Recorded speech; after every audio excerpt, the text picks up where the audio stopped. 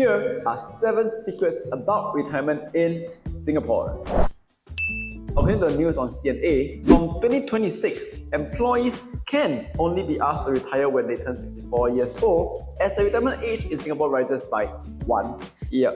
This is a part of a move to progressively increase the retirement age in Singapore to 65 by the year 2030. The re-employment age will also be raised to 69 in 2026, and that means employers must offer employees re-employment until they reach 69 years old.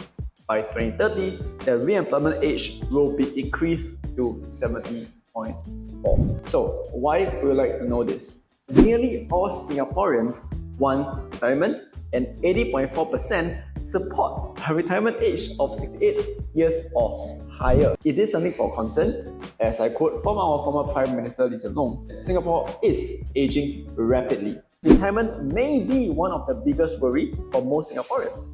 Yet, just 34% Singaporeans rate their retirement preparedness as good, while another 27% do not have a retirement plan. So what I'm going to cover, hopefully it can give you a more holistic view of how to better plan your retirement in Singapore. Point number 1. You will not know actually when you will pass on. In my career, as I speak to many clients, I hear a lot of how to pass away by, or if I live past this amount, I'm very blessed already. Yeah, at the back I don't care already. Here's the truth. We ultimately will not know when actually we will pass on. According to microtrends, you can see that from 2020 to 2023, the average life expectancy has been increasing as per the chart here. And here is a historical chart from 1950 all the way till today. So since we do not know exactly when we'll pass on, planning for retirement becomes slightly harder than you think. Point number 2. Medical cost is a key concern. So as I extract this article from MOH, there are several factors that contribute to the healthcare cost increase. For older patients, they tend to have more comorbidities and complications, requiring more medical attention, more medications, procedures, and ultimately longer hospital stays. As a reference, for example, in 2019, the average days in our public hospitals for those aged 65 and above was 6.9 days, comparatively to only 3.9 days for those below age 65.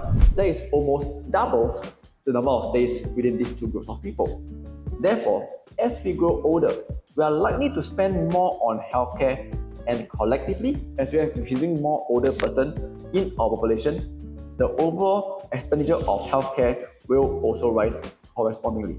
For example, MOH expenditure on the long-term care sector increased from 296 million to 723 million between 2013 and 2018. There is approximately a 20% increase per annum. So all this contributes also medical inflation and all that. So at an older age, medical is a key concern because even for insurance companies, your medical premiums also rise higher as you age. So point number 3. A simple life at retirement may not ultimately be that simple. This is a conversation that I have a lot with my clients. They told me they want a simple life, they want to chill at retirement. And that's for me too. But just a food for thought. I think most people want to enjoy life at retirement, but I don't want it to you, at least to me, isn't retirement a luxury? To be able to have choices, and assuming a statutory retirement age, where we have worked 3/4 of our life, we really put it that much work and time and effort and stress just for a simple life, really? So that's a food for thought. But of course, if that was for you, perfect. Next, why I mentioned that a simple life at retirement may not be as simple, because there's this term called lifestyle inflation creep. And what does it mean? From Investopedia, lifestyle creep is when your spending on non-essentials increases, which can sometimes be dangerous to your financial health. And this usually it happens when you get a boost to your income or a rise in short-term investment return. Lifestyle creep has the potential to derail retirement plans and debt reduction as frugality is replaced by spendthriftiness. Stats, you have track records that shows increase in expenditure from 2007 to 2008 to to 2017-2018. And also, according to Straits Times article, the older generations are set to be the biggest spenders by 2030. This is by Citigroup that show that people from age 45 to 65 across the globe are likely to lead to increase in consumer spending, but they expect this group to spend the most in advanced economies, which include Singapore and Malaysia by 2030. So this article also shows that lifestyle inflation creep is inevitably true as you progress in life and as the income increases. It can even be as small as you order a more expensive wine in a restaurant. Maybe you start to go a little bit further countries. All this a little increase of lifestyle inflation. So all this compounds, and as you age, you might be spending more than you actually think. Therefore, a simple life may not be so simple because your wants are going to change. And that's something you've got to consider. Point number 4. You actually will never know how much you need for retirement. $1 million? $3 million? How much is enough? What if you actually outlive your ideal age? That's the point number 1. You won't actually know when you're going to pass on. And second, ultimately when we look at retirement, there are variables that are more fixed. For example, lifestyle inflation creep. And number 2 is inflation. We can't deny that. We can't challenge that. These are bound to happen. But what if what you really wanted for retirement now is not what you really want then? Because nothing is guaranteed from now till your retiree age. My 2 cents is when I look at my own retirement, I seldom look at a lump sum, which I think is good to have because lump sum gives me choices, gives me flexibility.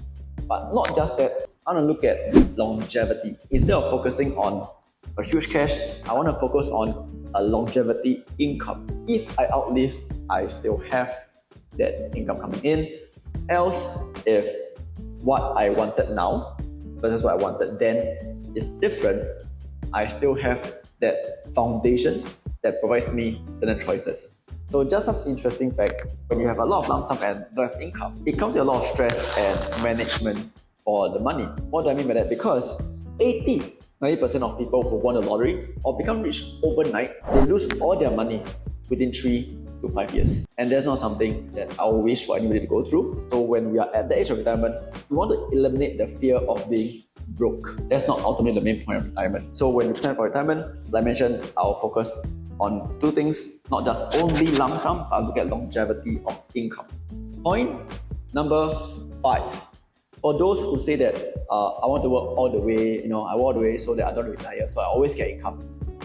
That's a good thing. That's a really good thing. So as the article that I mentioned at the very beginning, it's good news for you, right? But sometimes we got to really also factor in certain considerations, like retirement may not always be by choice, but by force. An article from the Motley Fool also mentioned that retirement isn't always a choice, and here are some reasons that you can be forced to quit your job early.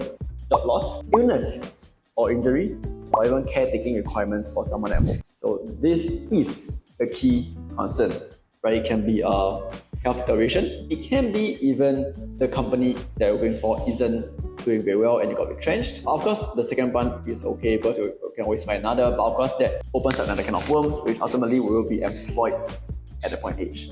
But the first one that's key concern should be health, right? What if health doesn't allow you to carry on working? And I actually named this retirement in 2 areas. The first, I call it the unprepared retirement.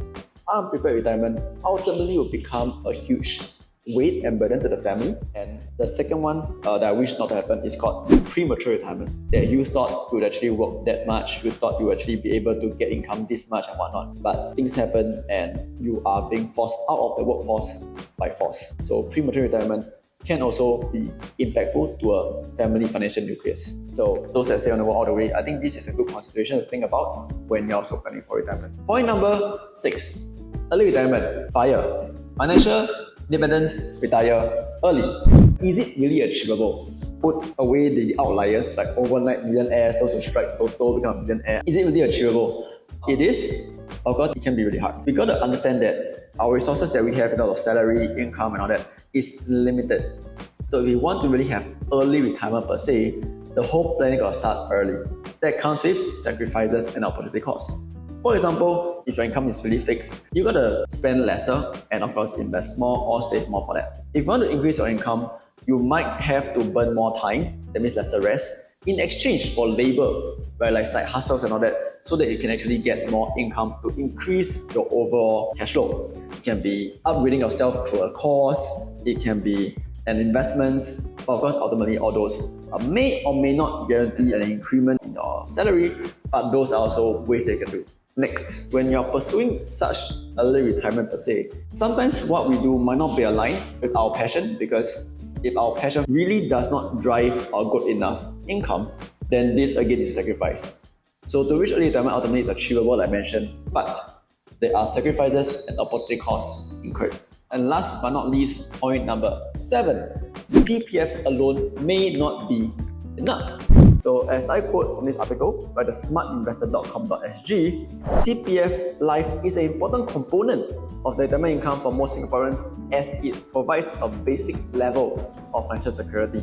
However, CPF Life alone may not be sufficient to cover all your retirement needs. Another article from plannerb.co also mentioned that CPF Life may become your primary retirement income, but it probably cannot cover all your retirement needs. So you should also make sure you have other sources of passive income, for example, annuity plans, investments, dividends, and whatnot. CPF was created to provide the basic necessities or basic standard of living for the average Singaporeans. But retirement ultimately again depends on what kind of lifestyle you're looking for. So CPF alone may not be sufficient to meet certain expectations that you might have, or certain wants you might have at that point in time. So it's important to have more plans on top of just your CPF alone. So these are the 7 pointers or 7 secrets about retirement as I recap. Number 1 is you don't actually really know when you will pass on. Number 2, medical expense will be a key concern. Number 3, a simple life may not be that simple.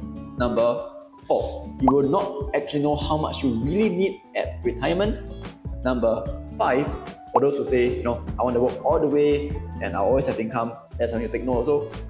Number 6, early retirement. Is it really achievable? As I mentioned, it may be, but it's hard. And number 7, CPF alone may not be enough. So these are some of the key considerations about retirement in Singapore, and I hope it's been useful for you. I will see you in the next video. Bye!